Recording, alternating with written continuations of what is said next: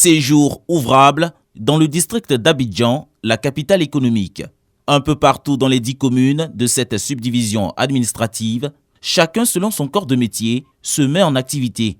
Le seul leitmotiv, avoir un revenu afin de subvenir aux besoins de la famille. Cette course effrénée vers le gain implique souvent un engagement intense dans le travail, d'où une possibilité de risque.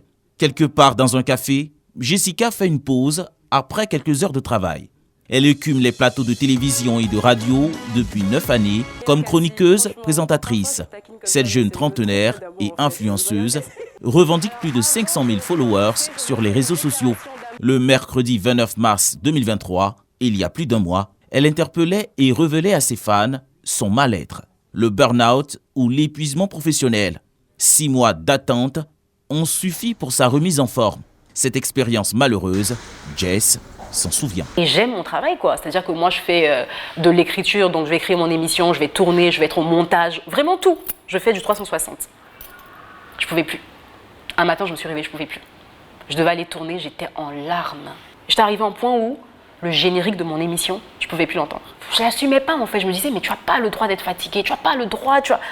Le réalisateur, il m'a regardé, il m'a dit, on arrête. Je dis, quoi? On arrête? Je dois encore produire, je sais pas moi, il me reste peut-être 5 ou 6 émissions à mettre en boîte. Si je les finis pas, je serai pas payée. J'ai eu plusieurs personnes qui m'ont dit, mais tu es sûre que t'es pas en train de faire un burn-out? Je dis non, parce que c'est moi je suis forte, moi je suis résiliente, moi je pousse, moi franchement, je pousse jusqu'à dans mes derniers retranchements. Mais non, mais je suis pas une machine, quoi. Dans la commune de Cocody, une autre victime de l'épuisement professionnel a souhaité témoigner, mais dans l'anonymat. Salarié, il a même frôlé le suicide. Dans la profession, nous avons des heures de travail qui vont au-delà des 8 heures par jour. Il peut arriver qu'on fasse facilement 10-12 heures de travail par jour. Donc c'est comme si mon rythme de vie était en fait dicté par mes performances. Je me suis réveillé en sursaut à 3 heures du matin. J'ai pris mon ordinateur pour travailler et je me suis rendu compte que le mail que je voulais envoyer, je l'avais envoyé le matin de la veille. La situation s'est dégradée. Alors que pendant ces 3 mois-là, elle faisait des rapports pour dire que mes performances baissent et qu'elle ne comprend pas pourquoi. Et c'est allé jusqu'au stade où j'ai reçu une demande d'explication. État de fatigue intense, grande détresse, performance réduite au travail, nos 2 victimes du burn-out, à l'instar d'autres, n'ont eu leur salut que grâce à un suivi médical. La surcharge du travail, les tensions entre collègues et les disparités en entreprise sont, entre autres, les causes du burn-out selon la médecine du travail.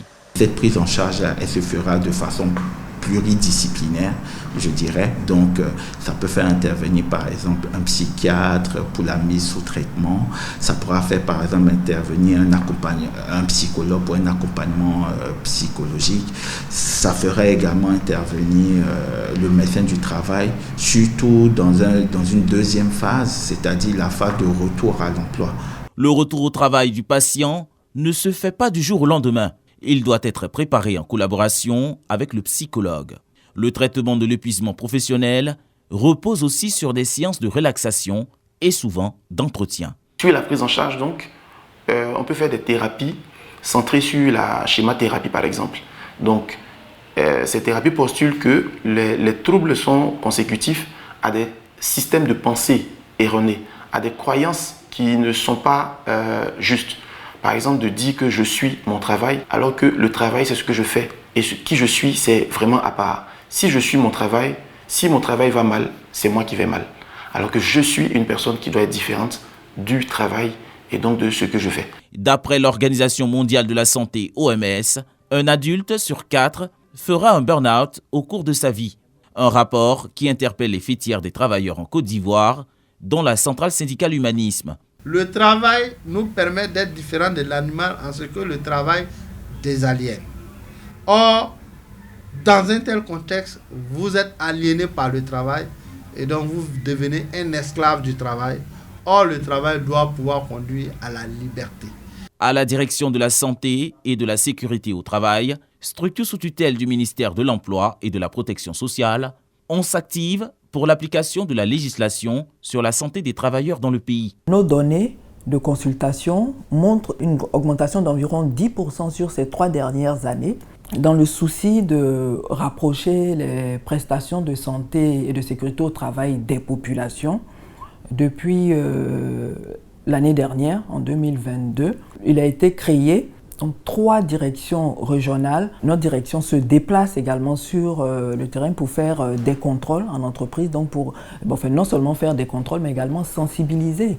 La nouvelle classification internationale des maladies, CIM-11 de l'OMS, qui est entrée en vigueur le 1er janvier 2022, ne classe pas le burn-out parmi les maladies professionnelles, mais le définit comme un phénomène lié au travail.